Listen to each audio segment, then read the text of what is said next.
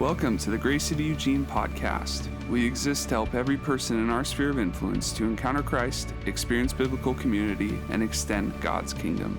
You can learn more about us at gracecityeugene.com. Here's the podcast.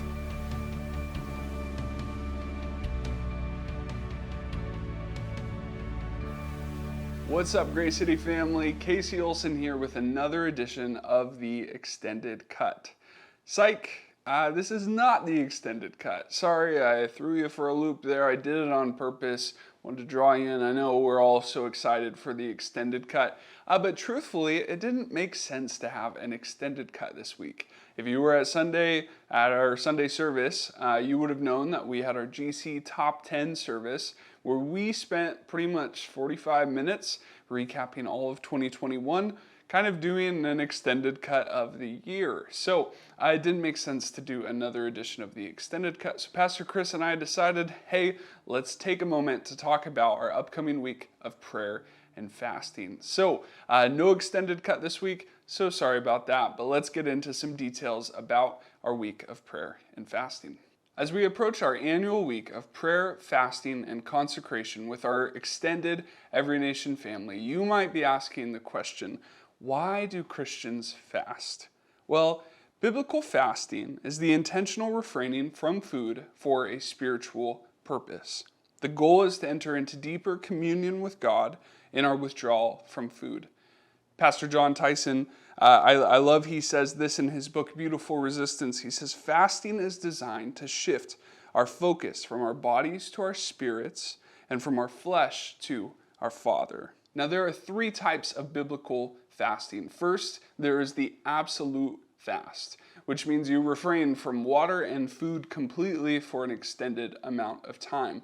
Now, this is not something you see practiced very much in our day and age because it's generally considered unsafe to go without food or water for a long time. You would not get too far along without needing some sort of medical intervention. So, as we approach our week of prayer and fasting, that is not the route that we recommend unless you're doing it for a very short amount of time.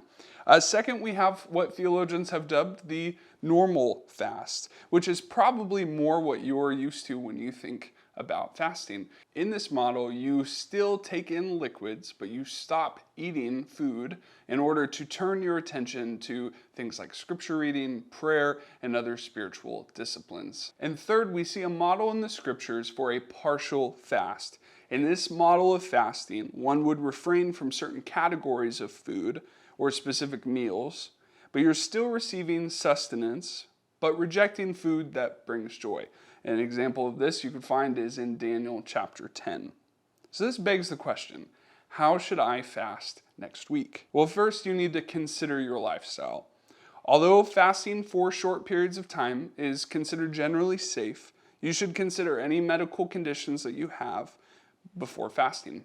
Also, consider your workload and recognize that by not eating, you are going to have much less energy, probably much less strength. You're going to feel the effects of not eating. Consider your lifestyle before you choose your fast. And then second, and most important, I think, in all of this is simply commit. Whether you choose a normal fast or a partial fast, the most important part is that you commit to it. Normal and partial fasts are both biblical and effective means of leaning closer into the Lord and seeing breakthrough in your life, in our church, and in our city. Now, I might not have answered all of your questions in this video. There might be some very specific things that you are pondering through, that you're working through as you're thinking about fasting. But that's kind of my goal in this, is just to get the gears turning a little bit, to get you thinking a little bit more about fasting. We'd love to get to do this with you. We'd love to invite you to join us in this. I think if you were to ask folks throughout our church, you'd see and hear a lot of different amazing testimonies of people who have had great experiences participating in this week of prayer, fasting, and consecration, and we'd love to invite you to experience it as well. For your benefit, I've put a link in this video to another video by a guy named Alan Parr, who's put together a great video explaining kind of 7 biblical reasons for fasting. And it explores some really unique dynamics that I thought, I could find a way to communicate this to you, but I would rather just send his video to you. So check out the description or the comments on this and you'll find the link to that video. But I think that will really benefit you, give you kind of a better biblical image of why we fast and some of the unique dynamics within that. All that said, we really hope that you'll join us in our week of prayer, fasting, and consecration. You can go to our website to find all the details for our rhythms, all the things that you can expect for prayer gatherings, for devotional content, and for our for our night of prayer and worship that we'll do to wrap up the week on Friday. But we love you, and we hope to talk to you soon. If you have any questions about prayer, fasting, all these great things, please reach out to myself, to Pastor Chris. We'd love to walk through this with you so we can figure out how we can get you participating next week. Grace and peace.